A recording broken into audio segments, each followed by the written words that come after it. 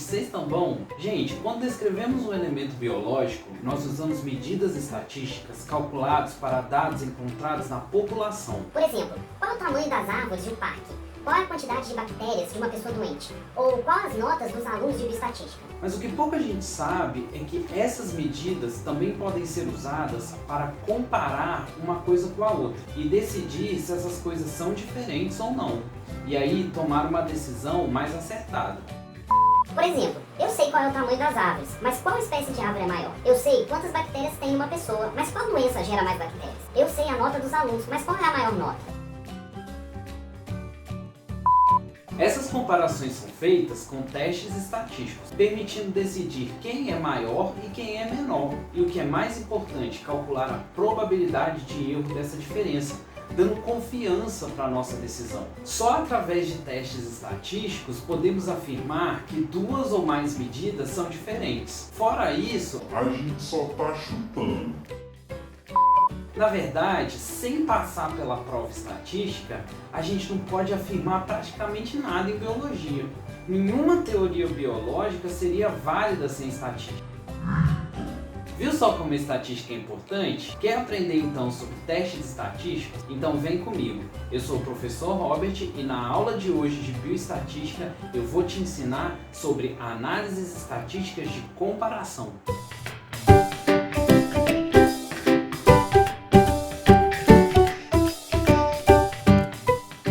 Gente, depois que descrevemos algum elemento biológico baseado em dados usando medidas estatísticas de posição e variação, sejam esses dados quantitativos ou qualitativos, nós podemos usar essas medidas estatísticas descritivas para fazer análises estatísticas inferenciais. Ou seja, a gente pode comparar ou relacionar medidas e testar hipóteses sobre parâmetros populacionais usando apenas as estimativas que você calculou para suas amostras e uma probabilidade de erro, ou seja, fazer uma previsão científica com uma probabilidade de estar errado. Não é feitiçaria, é tecnologia estatística de prever um resultado para a população inteira baseado em apenas uma amostra, garantindo que você vai ter pouca chance de errar. Quando a gente comprova os nossos dados estatisticamente, a gente pode divulgar as nossas conclusões para poder ajudar na elaboração de teorias e modelos ou para ajudar na tomada de decisões técnicas importantes, sem fazer adivinhação, sem chute, sem suvacamento. Pois dessa forma sabemos a probabilidade de estarmos errados em nossas previsões, evitando assim falar bobagem. É isso mesmo, sagitariano. Acredite, com estatística podemos fazer previsões muito melhor que a astrologia. Tenho certeza que você já está pensando aí que se soubesse estatística antes, você teria tomado bem menos decisão errada na vida, né? Pois assista e aprenda essa aula que Eu vou mudar essa estatística. Gostei, professor. Já fiz as medidas das minhas qualidades. Agora me diz aí, como é que eu faço essas análises astrais? Quer dizer, inferenciais. Olha só, minha filha, as análises inferenciais são feitas usando os testes estatísticos. Testes estatísticos são equações matemáticas que analisam medidas estatísticas para gerar uma informação a respeito dos dados amostrados e calculam uma probabilidade para que essa afirmação seja aplicável na população. Por exemplo, você pode saber se vai se dar bem na biologia avaliando se os biólogos formados deram certo na vida. Ah, que bom, pois me dá logo esses testes aí, que eu quero saber qual carreira eu vou seguir, quanto tempo vai demorar para eu ficar rica. Calma, filha, aqui não tem guru, não é só um teste que você vai fazer, são vários testes. E você precisa ver com calma qual desses testes atende melhor os seus objetivos. Olha só, existem dois tipos básicos de testes estatísticos. Primeiro tem os testes de comparação de medidas estatísticas, para você saber se uma é diferente da outra. Entre esses testes estão os testes de comparação de medidas de posição, como médias, medianas e modas. Por exemplo, dá para você saber qual carreira de biólogo vai te dar mais dinheiro, se é ser professor ou ser pesquisador.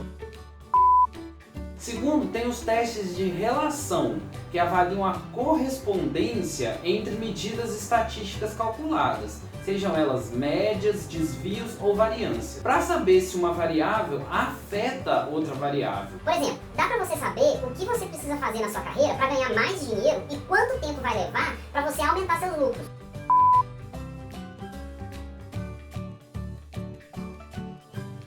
Mas olha só, esses testes não servem só para te aconselhar para ganhar dinheiro não, serve para saúde, diversão, esporte, vida amorosa, ou seja, tudo que você precisa saber na vida. Mas não é isso que vamos falar aqui nessa disciplina, né? Que eu não sou astrólogo, nem trago o crush perdido de volta. Aqui vamos ver como os testes estatísticos servem para estudar biologia, né? Afinal, essa disciplina é de bioestatística e não de astroestatística. Ah, bem que podia, né? Olha que eu ia ganhar bem mais dinheiro sendo astrólogo estatístico dos famosos. Voltando para a realidade, nessa e nas próximas aulas a gente vai ver vários desses tipos de testes e suas aplicações. Mas hoje a gente vai falar só dos testes de comparação de medidas de posição. Bora lá? O que são testes de comparação? Gente, testes de comparação são operações matemáticas para você comparar duas ou mais variáveis de dados usando medidas de posição, que podem ser médias, medianas ou modas. Portanto, nos testes de comparação, as variáveis que determinam essa comparação são sempre qualitativas. E você vai comparar entre as categorias dessa variável, que normalmente são duas. E as variáveis que dão os valores que vão ser comparados podem ser variáveis qualitativas ou quantitativas, desde que você calcule a medida adequada para comparar elas. A variável que determina a comparação é chamada de variável independente, e a variável que é comparada é chamada de variável dependente. Você decide qual variável vai usar e qual dado vai medir dependendo da pergunta científica que você está fazendo, ou então da hipótese que você quer comprovar, que é o objetivo da sua pesquisa. Por exemplo, se você quer saber qual profissão dá mais dinheiro, professor ou pesquisador, essa variável profissão é a variável independente e ela é medida em dois níveis, pesquisador e professor, e você vai comparar entre eles salário, né, o quanto que os biólogos ganham. Então essa variável salário é a variável dependente, que vai ser comparada entre os níveis da variável independente, que é a profissão biólogo. Você pode medir essas variáveis direto na natureza, se aproveitando das diferenças naturais que elas têm. Chamamos isso de experimento natural. Ou você pode medir em condições controladas, como por exemplo no laboratório, onde você manipula uma variável para causar diferença na outra, o que chamamos de experimento manipulativo. Independentemente de qual experimento você vai usar, você tem que coletar muitas amostras de forma aleatória, sem escolher e independentemente. Se você amostrar tudo certinho, você pode usar os testes estatísticos de comparação para avaliar o quanto que os valores médios são diferentes e qual a probabilidade dessa diferença ser verdadeira para a população. Ou seja, se realmente essa diferença é causada por uma força biológica ou então essa diferença é falsa, ela não é esperada para a população. Ou seja, foi fruto do acaso da vida. E baseado nisso, comprovar uma hipótese, responder uma pergunta ou fazer uma escolha ali que você tem. Certo, o que eu preciso para fazer um teste estatístico? Para fazer um teste estatístico, a gente faz dois procedimentos básicos usando os dados aí que você amostrou. Primeiro, nós usamos uma equação matemática para medir o valor do teste, que é o nível de diferença que existe entre duas variáveis. Por exemplo, quanto de dinheiro a mais ganha sendo um pesquisador ou sendo um professor? Vamos medir isso de várias formas. Por exemplo, subtraindo o valor maior do valor menor ou dividindo o valor maior pelo valor menor.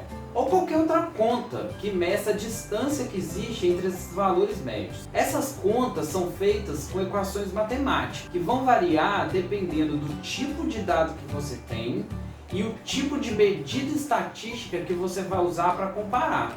Ou seja, você vai usar média, você vai usar mediana, você vai usar módulo. Cada teste estatístico que você faz tem uma continha diferente para calcular essas medidas. E essas continhas se ajustam de acordo com o tipo de dado que você tem. Mas não se preocupe, o computador vai fazer esse cálculo para a gente. Você não precisa pirar na matemática.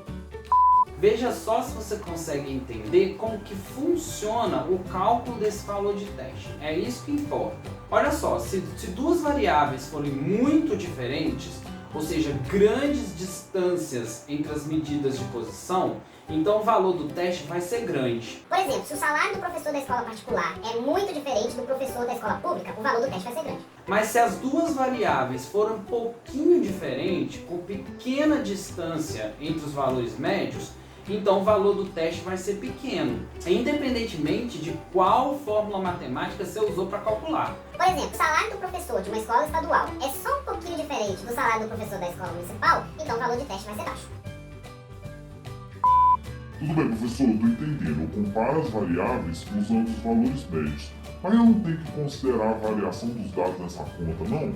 Tem sim, meu filho, você está certíssimo. Se um dado varia muito, então a medida de posição que você calculou não é uma medida precisa. E essa diferença que você achar entre os valores médios pode ser maior ou menor do que ela realmente parece. Então o cálculo de diferença entre medidas de posição precisa ser corrigido pelas medidas de variação, seja o desvio, interquartil ou então a amplitude, que pode ser feito dividindo o valor do teste por essa variação dos dados. Isso é feito assim, ó. Se duas variáveis têm medidas de posição muito distantes e a variação dos dados é pequena, então os valores de testes vão ser grandes, porque a diferença é grande.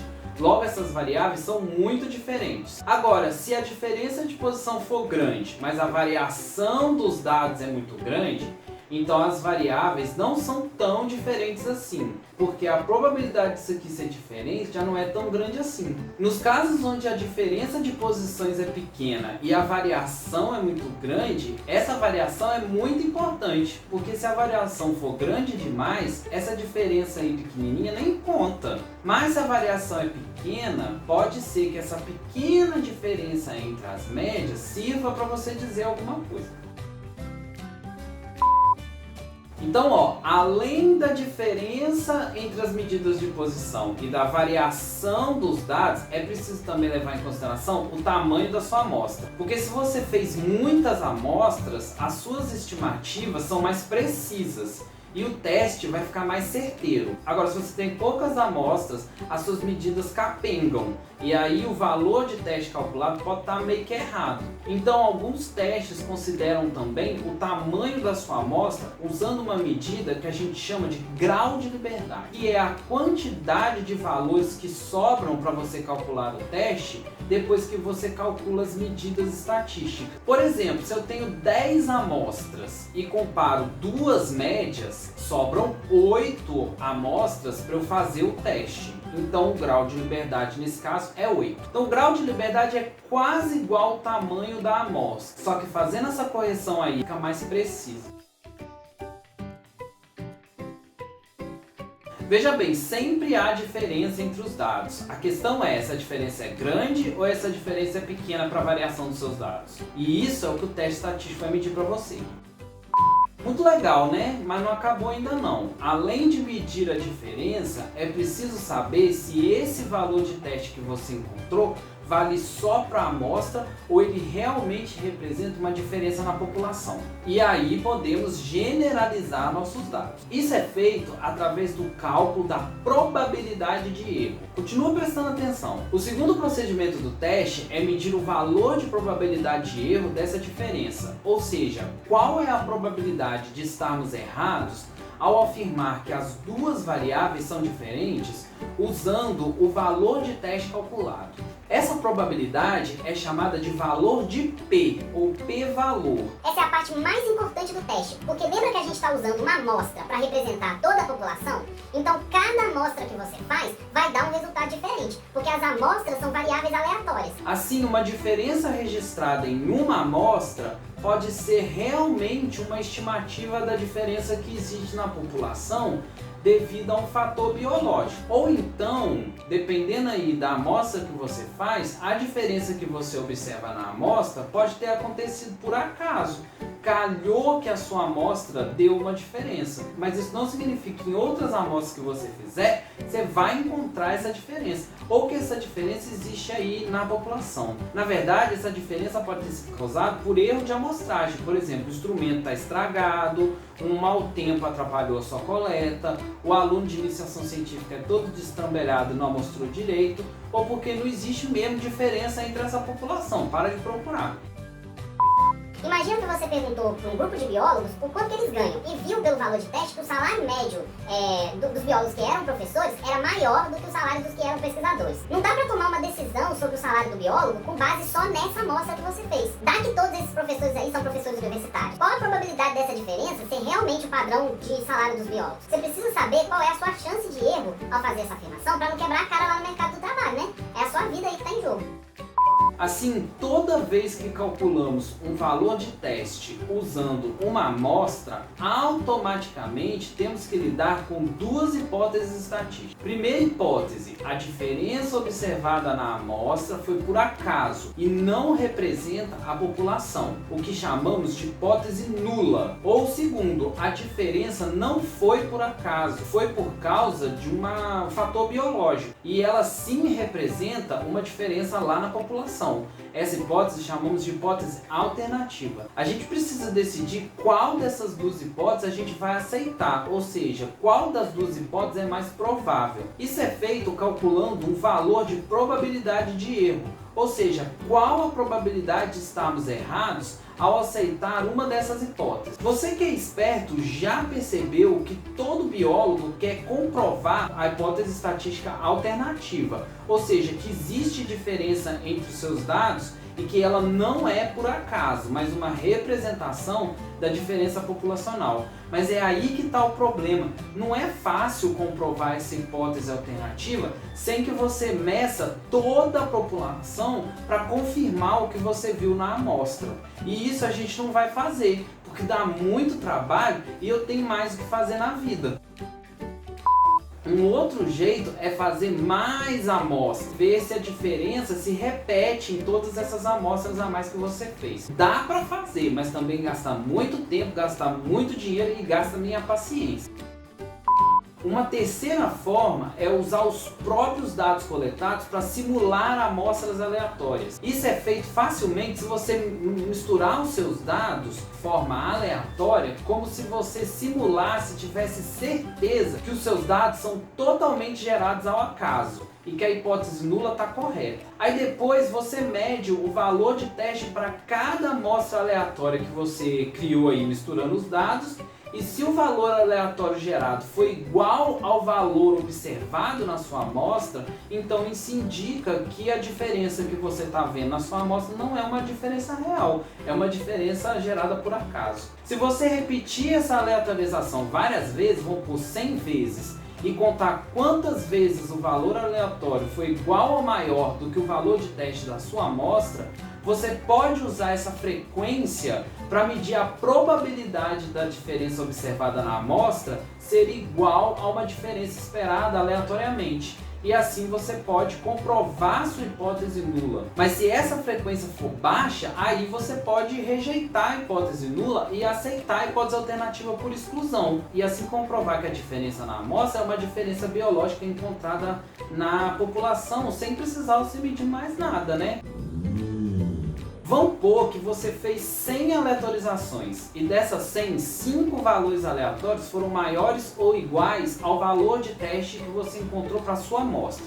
Então existe 5 chances em 100, ou seja, 5% de chance do seu valor de teste ter sido gerado ao acaso e, portanto, não representar a diferença real da população. Como essa probabilidade é baixa, então a gente pode assumir o risco e dizer que existe diferença, não foi ao acaso, com pouquíssima chance da gente estar errado. Agora, se essa probabilidade for alta, vamos pôr 95% de erro, então não vamos arriscar e dizer que é diferente, porque temos grandes chances de estar errado. Percebe que a probabilidade de erro que a gente está calculando no teste se refere ao erro que cometemos ao rejeitar a hipótese nula. E por consequência, se rejeitar a hipótese nula, a gente pode aceitar a hipótese alternativa. Ou seja, a gente não está necessariamente comprovando a hipótese alternativa, a gente está rejeitando a nula e aí comprovando a alternativa por tabela. Na biologia, a gente aceita a probabilidade de erro de no máximo 5%, ou seja, P igual ou menor que 0,05, que é 5 vezes em 100 de você dizer que tem diferença, mas está errado. Tá bom, né? Dá para correr esse risco. Mas dependendo do grau de certeza que você precisa, você pode assumir valores de erros menores, como 1% ou até 0,1%. Esse tipo de erro, quando você rejeita a hipótese nula, aceita a alternativa, mas está errado, é o erro do tipo 1. E ele deve ser evitado ao máximo. Porque uma teoria baseada numa diferença falsa é uma fake news e pode causar muitos danos. E se alguém repetir o seu trabalho melhor que você e mostrar que você estava errado nas suas descobertas revolucionárias, você cai na lama e é pisoteado pela academia científica. O que você não quer, né? O outro tipo de erro, do tipo 2, é quando você aceita a hipótese nula e rejeita a alternativa, mas você está errado. Ou seja, você disse que não tinha diferença, mas na verdade tinha. Esse erro é menos perigoso. Quando não há diferença, você não cria teorias. O trabalho é engavetado e ninguém fica sabendo. Se der azar que realmente tinha diferença e você errou, alguém vai acabar descobrindo isso em um outro estudo e corrigindo o seu erro. Portanto, bem menos danoso que o erro do tipo 1. O único dano é você perder uma publicação, né? Podia ter descoberto uma espécie nova ou a cura para uma doença grave, mas não, você não fez o trabalho direito, não coletou da forma adequada, essa estatística foi fraca. Eita, que perigo. Repete, professor. Olha só, funciona assim. Você fez uma amostragem direito e partiu para a estatística. Se a diferença entre as suas variáveis for alta, portanto o valor do teste é alto, então a probabilidade de erro é baixa. Você pode rejeitar a hipótese nula, aceitar a hipótese alternativa tranquilo, dizendo para todo mundo sem medo de errar os seus resultados, que as variáveis são diferentes. Mas, se a diferença entre as variáveis for baixa, dando um valor de teste baixo, a probabilidade de erro vai ser alta. E nesse caso, é melhor você aceitar a hipótese nula e deixar esse papo de diferença para lá. Porque se você insistir que existe diferença, é bem provável que você vai errar e que seu resultado é fake. Imagina que a diferença do salário entre professor e pesquisador é de 500 e R$1.000. O valor de teste deu alto e o valor de P deu baixo, então vale a pena você pegar a profissão que paga mais. Mas se a diferença for pequena, 100 a R$500, o valor de teste é baixo e o valor de P é alto. Então é melhor você não confiar nessa diferença. Em qualquer profissão que você pegar, vai dar certo. Melhor você escolher ser veterinário, médico ou candidatar para vereador. O tanto que suas variáveis têm que ser diferentes para garantir um alto valor de teste e uma baixa probabilidade de erro depende se o dado que você mediu era adequado para a sua comparação e se suas amostras foram coletadas direitinho e se o seu teste estatístico corresponde aos seus dados e às suas amostras.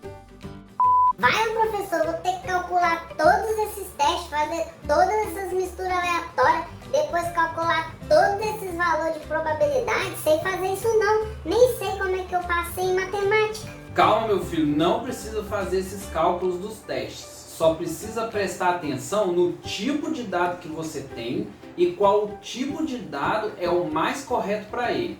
O resto o programa estatístico faz para você. Dá para fazer no computador, dá para fazer até no celular. E também não precisa ficar aleatorizando os seus dados para calcular esses valores de probabilidade de erro, porque os estatísticos já fizeram isso para você ao criar tabelas de valores de testes gerados aleatoriamente para comparar com o valor de teste da sua amostra. Na verdade, nem isso aí você faz, porque o programa estatístico também faz essa verificação para você e já dá prontinho o valor do teste e o valor de P. Basta você escolher antes qual que é o teste certo, que já vem com a distribuição de probabilidade de erro adequado para o seu tipo de dado. Por exemplo, Se você tem dados quantitativos normais e vai comparar a média, você pode usar um teste T, por exemplo. Se você tiver dados quantitativos não normais e vai comparar medianas, você pode usar o teste U, por exemplo. E se você tiver dados qualitativos e vai comparar frequências de moda, então você pode usar o teste do Q quadrado. Ou você pode usar qualquer um dos milhares de testes de comparação que existe. Hoje em dia você até consegue inventar um teste de comparação que você quiser. Mas calma, eu vou te ensinar a fazer esses testes numa outra aula. Na prática, o que você precisa fazer é seguir o que eu chamo de 5 passos da metodologia estatística. Primeiro, qual comparação você quer fazer? Segundo, qual dado você precisa medir? Terceiro, qual teste você vai usar nesses dados? Quarto, como interpretar os resultados desse teste? E cinco, como apresentar esses resultados em tabelas, gráficos e texto. Com as medidas estatísticas testadas e um resultado estatisticamente significativo na mão, você faz uma tabela de gráfico bem bonito, escreve um texto convincente, publica e vai pra galera. E atenção, se liga aí que é hora da revisão. Bom, gente, nessa aula vocês aprenderam que os testes de comparação são usados para comparar duas variáveis e saber se elas são diferentes. Essa comparação é feita através da diferença entre medidas estatísticas, tanto de posição quanto de variação. Nos testes de comparação, a variável que determina essa comparação é uma variável qualitativa que tem dois níveis, chamada de independente. enquanto que a variável que fornece os valores que vão ser comparados são variáveis qualitativas ou quantitativas, chamadas de variável dependente. A comparação é feita usando testes estatísticos que calculam o valor de teste e o valor de probabilidade. O valor de teste é calculado como uma medida da diferença entre as duas medidas de posição, e o valor de probabilidade é a probabilidade calculada para que essa diferença observada seja diferente da diferença esperada ao acaso. Em biologia, esse valor de probabilidade tem que ser menor que 0,05, ou seja, menos de 5% de probabilidade. Dependendo do tipo de dado, você pode fazer diferentes tipos de testes. Se o seu dado for quantitativo com distribuição normal, você faz um teste T. Se o seu dado for quantitativo não normal, você faz um teste U. E se o seu dado for qualitativo distribuição nominal, você faz um teste de Q quadrado.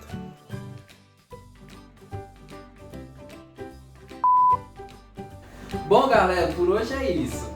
Agora o poder é de vocês. Revejam as videoaulas e as videoconferências gravadas, leiam o livro, pratiquem com as atividades e participem das aulas online e das tutorias com o monitor, o Francisco. Que no final Estatisticamente, vai dar certo. Grande abraço, fiquem bem e até a próxima.